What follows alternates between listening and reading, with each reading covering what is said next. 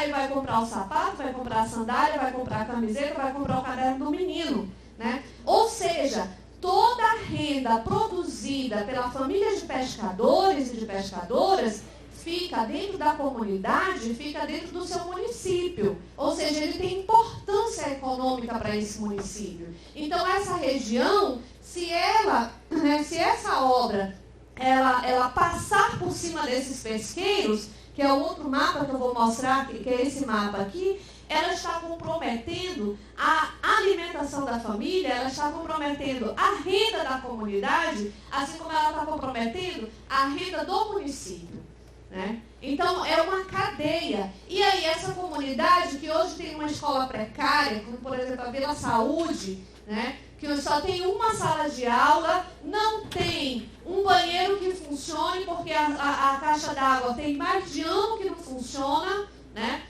Não tem uma pintura, tem mais de ano que não é pintada, tem 10 alunos na Vila Saúde.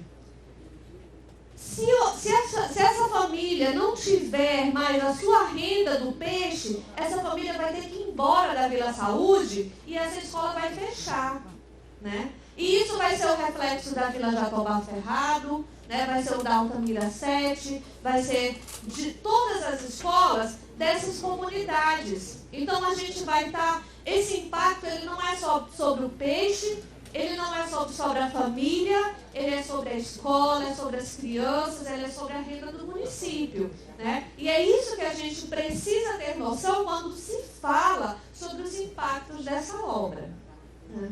Esse outro mapa, essas áreas verdes, né? Elas são... eu tenho um pontinho que é a comunidade que participou do monitoramento, e esse verde é o quantitativo, ou seja, o total de captura de pescado por comunidade. Então a gente vê, ó, dentro no Pedral, né, que é o 1, o 3, aqui o 2, esse 1, 2, 3 e 4, que são essas comunidades que estão mais no entorno do Pedral, esse conjunto de peixe ele é maior do que algumas outras comunidades. Isso tem a ver pela quantidade de famílias que participou da pesquisa, não necessariamente de que esse reflete a participação, né? Aí a gente fala assim, a empresa nunca fez monitoramento, porque disse que nunca teve interesse em fazer monitoramento, né? Não fez porque não quis, né? Porque as comunidades fizeram com a gente um monitoramento participativo, e Ideflor está aqui, fez monitoramento, só que o que tem no monitoramento? Monitoramento tem custo. E a empresa, o empreendedor, ele não quer ter custo, né? Agora, se essa obra for para ser viabilizada, né, tem que ser feito um monitoramento de verdade em todas essas comunidades, em todos esses municípios, seja o custo que tiver. Sabe por quê? Porque diferente de hidrelétrica, que a família que é atingida pela hidrelétrica, ela tem a sua propriedade emergida lá dentro do lago, ela vai receber uma indenização. E olha que da hidrelétrica de Tucuruí até hoje teve gente que nunca recebeu, né? Nunca recebeu. Mas qual a principal diferença entre hidrovia e hidrelétrica? Hidrelétrica afundou a casa, anudou o açaizal, né? Perdeu lá a plantação. É provado. Tá lá, é físico. Ele tinha a casa e ficou inundada dentro do lago. A hidrovia, a única forma de provar o uso é com monitoramento. Por quê? Porque o pescador e a pescadora não têm uma casa dentro do rio. Ele usa o rio. E a única forma de provar o uso do rio é através do monitoramento, para que se possa colocar dentro do mapa o local e o volume de pesca, e que, se for para ter alguma indenização, que possa ser feita a partir do volume de pesca de cada pescador, de cada comunidade. Assim que tem que ser feito, né? Porque hoje, se vocês pedirem indenização por essa obra, primeiro, não tem orçamento previsto para isso, em lugar nenhum. Pode ler o projeto inteiro. Pode ler o EIA-RIMA inteiro. Não tem nenhum orçamento previsto para indenização. Sabe por quê? Porque não tem casa no meio do rio e não tem plantação no meio do rio. É assim que o empreendedor empreendedor enxerga, né? Só que nós precisamos provar que tem uso. E o uso se prova com monitoramento, né? Se a empresa não faz, vamos nos organizar. A empresa tem que fazer. Mas, de toda forma, as comunidades, os coletivos, as lideranças que estão aqui, eu sei que algumas já fazem monitoramento, tem que incentivar os seus pescadores, seus associados a fazer o monitoramento, porque uma hora vai precisar, né? A gente precisa ter esses dados. Aí pode passar. Essa é uma tabela geral, não vou explicar ela com detalhes, mas depois dessa apresentação pode ser passada para quem quiser. Aí está dizendo comunidade, quantas fichas foram preenchidas, quantos quilos, qual a renda, né? Por município e por comunidade. Que aí vai dar aqueles totais que eu coloquei lá. Foram 199 toneladas de peixe, que rendeu um pouco mais de 670 mil reais, né, dentro dessa pesquisa com as 61 unidades produtivas. Os peixes mais capturados, aqui está a lista de 10. Os mais capturados nessa região foram pescada, mapará e avoador, né, nos anos de pesquisa que a gente fez aí. Isso no geral, mas também tem que ter a especificidade de cada local. Aí, por exemplo, na Vila Tauiri, Santo Antônio e Praia Alta, né, o peixe mais capturado lá, voador, 40%, né, do total da produção é o voador, então o voador é muito importante para essa comunidade, né? Depois o piau e depois o mapará. Esses são os carros, vamos dizer assim, é o carro-chefe das comunidades que estão lá mesmo, ali na beirinha do Pedral, porque Tauiri, Praia Alta e Santo Antônio, elas estão na beira do Pedral. Esses são os peixes que eles mais capturam lá. As comunidades de Cajazeira, Saúde, Pimenteira, São Jorge do Goga, que pescam tanto no Pedral, mas também no Canal do Lago, né? Eles têm como principal carro-chefe a pescada, o mapará, o piau e o bandiguela, né? Então, esse é o carro-chefe dessas comunidades, Cajazeira, Saúde, Pimenteira e São Jorge do Goga, né? Aí pode passar. E as comunidades Altamira 7, Coqueiro, Jatobá Ferrado, Santo Antônio do Urubu, né? Vai ser pescada, mapará, tucunaré e o bandiguela. Né? Então, esses são os carros-chefes dessa comunidade. Então, é olhar tanto o geral, como olhar a especificidade de cada território. Aí passa. Mas o que mais impacta nisso, né, é esse mapa, que é esse mapa que está aqui. Todos os pesqueiros, independente da comunidade do Tauiri, que pesca mais voador, ou da comunidade lá do Altamira 7, que pesca mais a pescada, todos esses pesqueiros, eles estão sobrepostos à linhazinha vermelha. Lembra que eu estou falando aqui da linha vermelha? Essa aí, ó, tem uma linha vermelha, é o canal da hidrovia. Aí nós temos a comunidade, que é o pontinho branco lá, em verde o quantitativo de pesca, e essa bola pretinha é um raio de 10 quilômetros entre a comunidade, né? A gente fez um raio. Por que 10 quilômetros, professora? Porque a pesca ela é de pequena escala. A pesca na comunidade ela é de pequena escala. O que significa isso? Né? Vocês sabem mais. O pescador sai, ele vai. Às vezes vai mais de 10 quilômetros, mas geralmente ele sai da sua casa, vai 2 quilômetros, vai 3. Às vezes vai até 10 quilômetros, vai dar um dia, dorme lá, volta no outro dia. Então é essa a característica da pesca de pequena escala. Então, isso aí está entre a comunidade e o seu alcance no rio. Então, o seu alcance no rio, ele vai sobrepondo, ó, todas as comunidades, esse alcance no rio passa pela hidrovia, pela essa linha da hidrovia. Isso é de extrema importância saber. Por quê? Porque a sua quantidade de pesca, depois dessa hidrovia funcionando, ela pode diminuir, porque ele não vai mais conseguir pescar naquele lugar. Talvez não com a mesma frequência que ele ia. Então, ou ele vai ter que aumentar a sua distância, ele vai ter que ir muito mais longe, só que para o pescador ir muito mais longe, tem que levar mais gelo, tem que levar mais combustível, tem que levar um rancho, porque vai ter que acampar, né? Então vai ter que levar um rancho, um arroz, alguma coisa. Ou seja, o seu custo da pescaria ele vai aumentar. aumentar. E possivelmente o seu ganho não. Né? Porque ele vai só aumentar, ele vai andar mais, mas isso não significa que ele vai pescar mais. Então ele vai aumentar o custo de produção, mas a sua renda líquida ela vai diminuir. Né? Então isso precisa ser levado em consideração sobre a pesca. Né? Então é essa pesquisa que a gente vem realizando ali na região.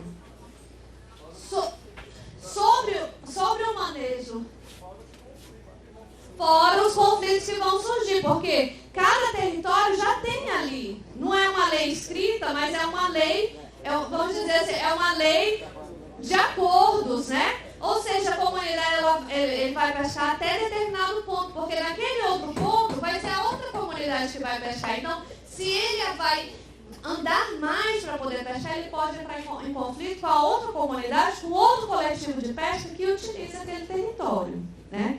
Então, gente, isso sobre a pesca, né? E eu vou falar um pouquinho agora só sobre os quelônios, porque eu acho que é importante também a gente falar sobre os quelônios dentro desse contexto.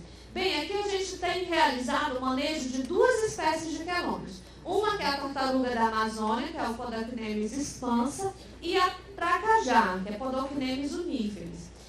A tartaruga da Amazônia, ela naquele livro vermelho que o professor estava colocando, né, mais cedo, ela é considerada como vulnerável.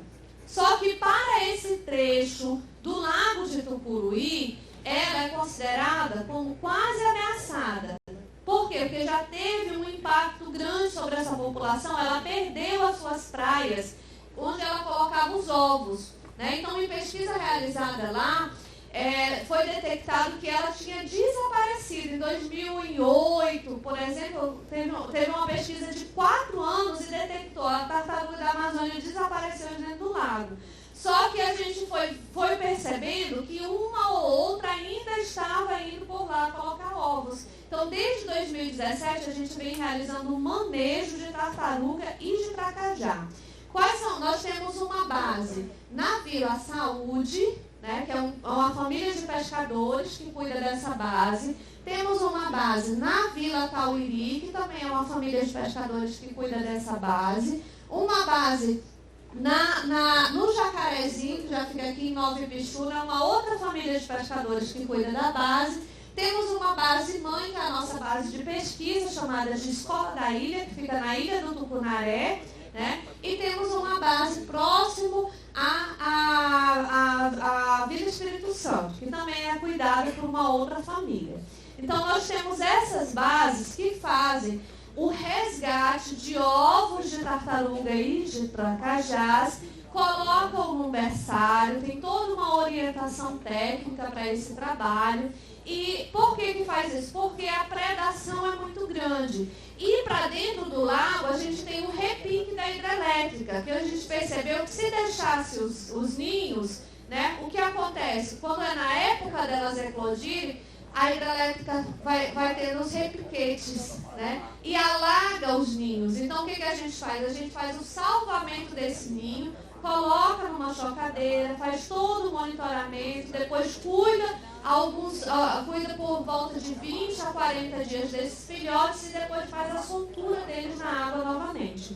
Então, esse trabalho, pode passar, ele tem demonstrado, isso aqui é a metodologia que a gente faz, né? Então, a gente vai nas praias, né? Vê onde tem ninhos, aí depois faz o salvamento dos ninhos, leva esses ninhos para uma chocadeira, que são as bases, né? Todas essas bases, elas são orientadas pela nossa base de pesquisa, né? Depois que os filhotinhos nascem, a gente coloca dentro dos tanques. Esses tanques, a água é trocada a cada 2 ou 3 dias, né? Por volta de 20 a 45 dias, a depender de como esteja o estado dos espécimes, a gente faz a soltura no rio.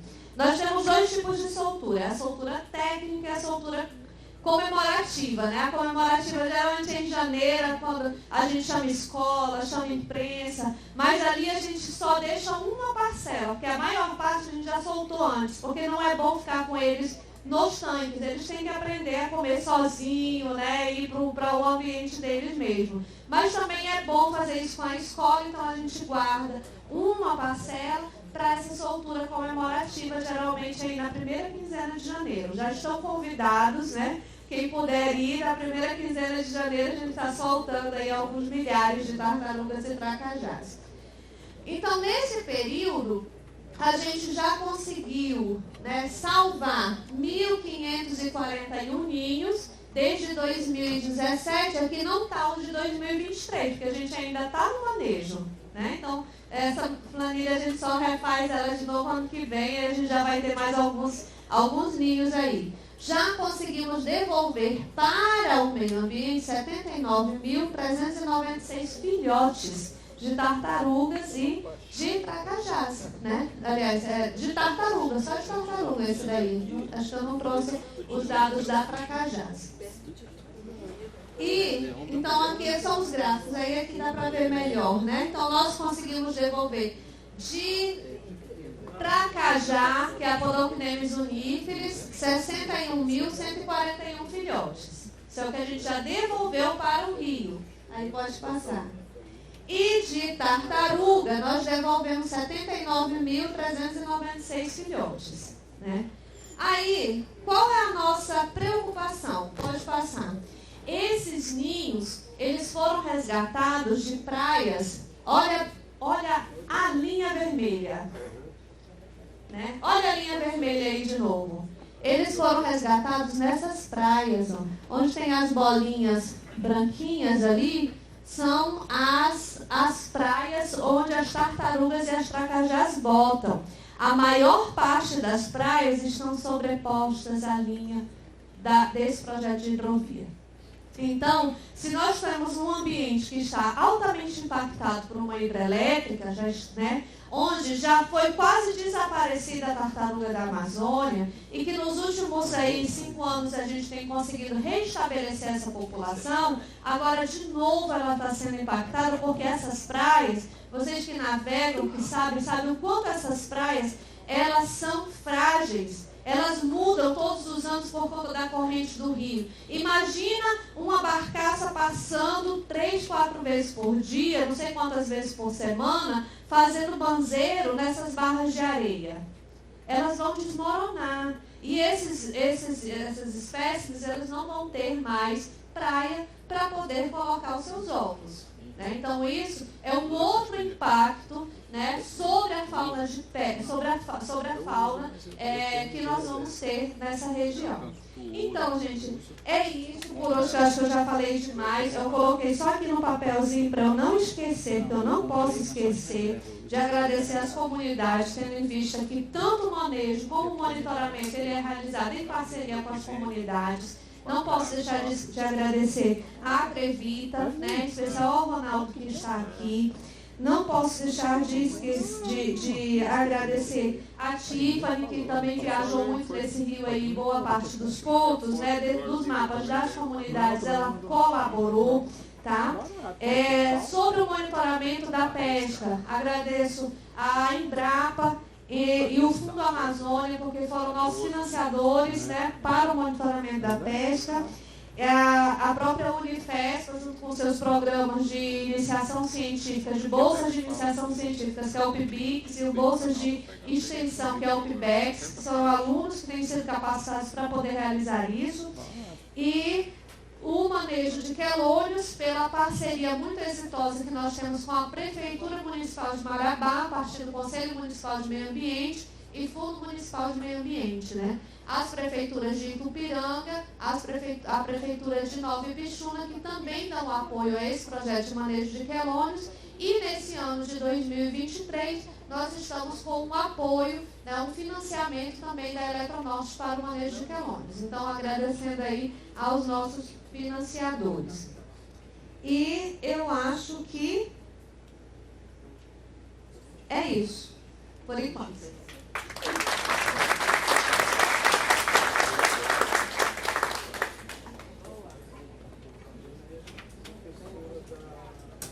Obrigado, professora Cristiane, pela exposição tão rica, tão cheia de elementos para ser considerados. E queria destacar da sua fala a importância e relevância que a senhora trouxe sobre a necessidade de fortalecimento e valorização das universidades públicas e dos pesquisadores, né, que dedicam grande parte do seu tempo, da sua trajetória pessoal e profissional a estudos dessa monta.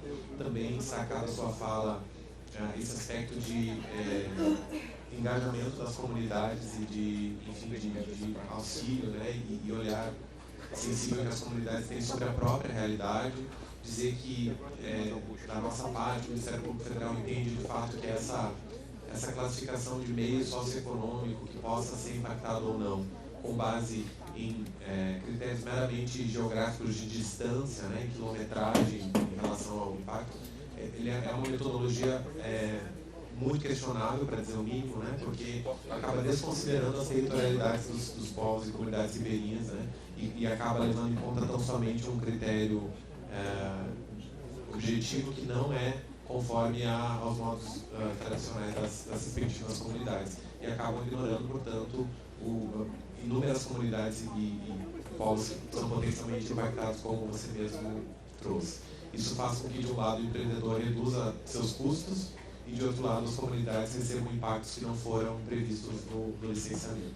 Então, nós temos essa posição, dizer que, da parte do Ministério Público Federal, foram expedidas recomendações, justamente recomendando a suspensão da licença, dizer que essas recomendações não foram cumpridas pelo licenciador, e é justamente por isso que a gente está tocando esse seminário técnico, as audiências públicas e as visitas que nós vamos realizar, justamente para análise das medidas a serem adotadas para que, de fato, tudo isso possa ser enfrentado. Agora a gente vai abrir a palavra para as perguntas. A gente vai fazer diferente da primeira vez, a gente vai colher todas as perguntas e depois a professora Cristiane vai anotando aqui e pode responder em bloco, até porque muitas delas possivelmente vão ser conexas. E aí a gente também otimiza o nosso tempo aqui, até porque a gente ainda tem 2 expositores para tratar dos temas e a gente já tem quase 3 horas de evento. Não, sem problema, imagina, não foi muito rica a sua fala. Então vamos aqui abrir as perguntas, lembrando sempre, se possível, que a gente se atenha ao conteúdo da fala da professora, para que a gente possa aproveitar todo o conhecimento que ela tem aqui, né, para poder aprofundar todos esses pontos, lembrando que a gente ainda vai ter outros aspectos que serão tratados pelos outros professores, e respeitar esse tempo limite de 2 minutos para cada pergunta.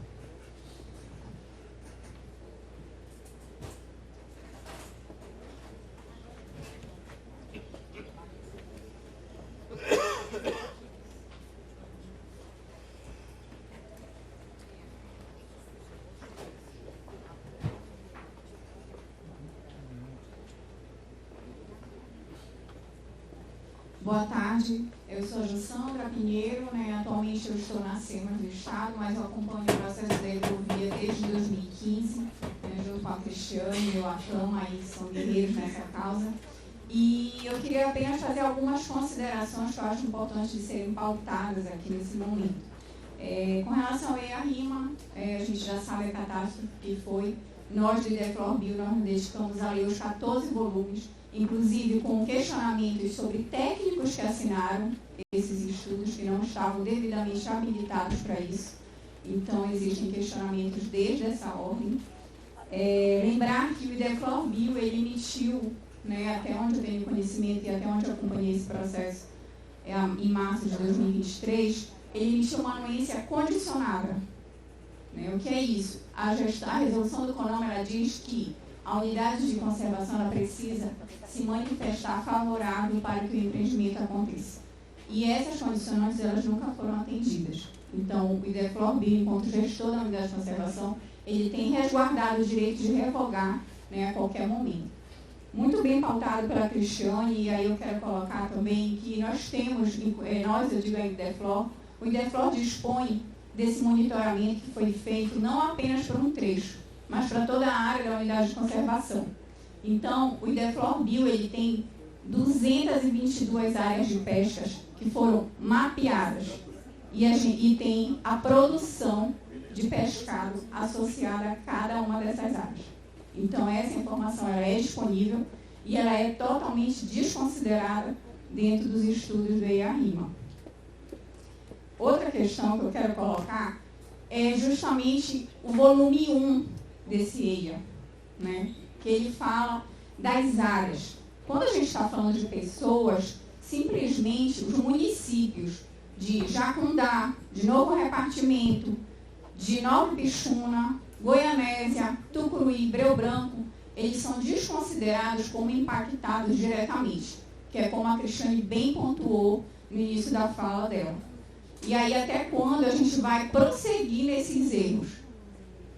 Alguém pode levantar a mão e dizer quem não tem relação com a pesca ali na região do Tocantins? Então, assim, eu desconheço, pelo tempo de atuação ali na área, essa relação. Então, é inadmissível que esses municípios e essas pessoas elas sejam desconsideradas como afetadas diretamente. E esses municípios, eles só são considerados como influência indireta.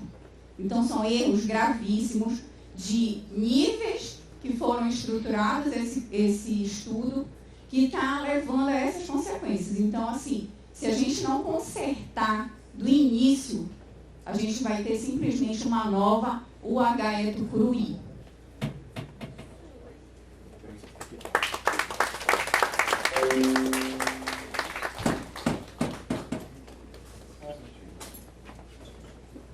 Boa tarde a todos, eu sou Araújo, do Comitê de Ética e Cidadania de Barcarena.